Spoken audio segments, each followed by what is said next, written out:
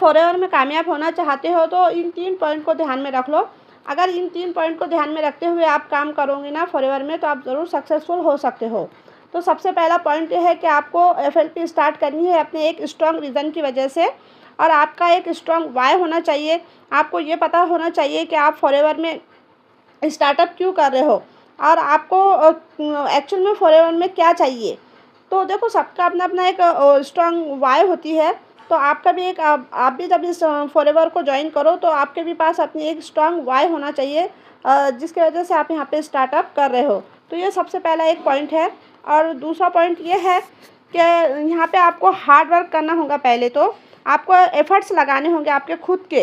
ये कभी भी मत सोचना कि भाई यहाँ पे आपको कोई बना सकता है या यहाँ पे आपको कोई बना देगा, ऐसा कुछ नहीं होता है। आपको खुद ही मेहनत करना होता है और उसके हिसाब से फिर आपको यहाँ पे रिज़ल्ट भी आते हैं।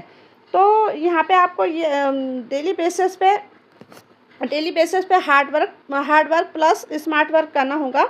और एथिकली अगर आप काम करते हो तो तब जाके आपको आगे यहाँ पे आप बहुत ग्रो कर सकते हो। एंड थर्ड पॉइंट ये है कि आपको कंसिस्टेंसी रखना है, क्योंकि बिना कंसिस्टेंसी के तो ये सब कुछ पॉसिबल नहीं हो पाएगा।